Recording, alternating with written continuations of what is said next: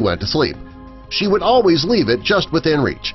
This particular night was like no other. She plugged her phone in and laid it on the bed next to her. The next morning, her mother called up to her. After several times of not receiving an answer, she decided to go up and wake her daughter for the day.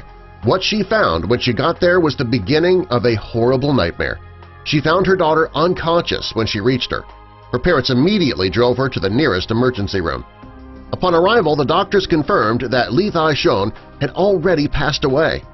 As anyone can imagine, her parents were completely overcome with grief. They couldn't fathom what could have possibly happened to their daughter. The previous night she was feeling fine. Nothing seemed out of the ordinary. Doctors decided to perform an autopsy to help determine just what could have happened to the young girl, and the results showed that she had died of an electric shock. Her parents still had a hard time understanding that. At first glance, nothing indicated that anything was out of place or unusual. That is, until they raised Lee Thai's bedsheet. What they found next would leave them in complete shock. Underneath the sheet was Lee Thai's cell phone charger. Her phone was still plugged into it, but it was not charging. Upon closer examination, they discovered that the part of the cable that was closest to the phone was completely burnt. After their investigation, police confirmed that they found a burnt charger in the young girl's bed. The plastic cover to the cable was broken and had been taped over.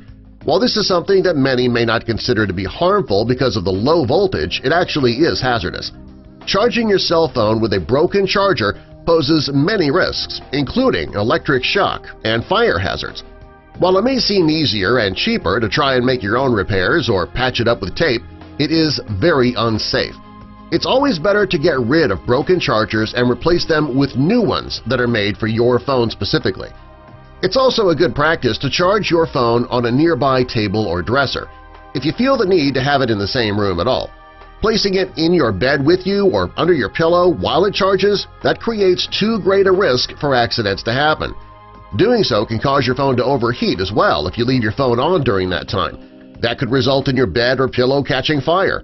People don't think of their cell phone as putting off a high amount of heat, but if it's not allowed to properly vent air, they can indeed reach a high temperature. It's been reported that over half of children and teens charge their phones on their beds. As parents, we should make them very aware of the danger that possesses. We should also encourage them to share those potential dangers with their friends as well.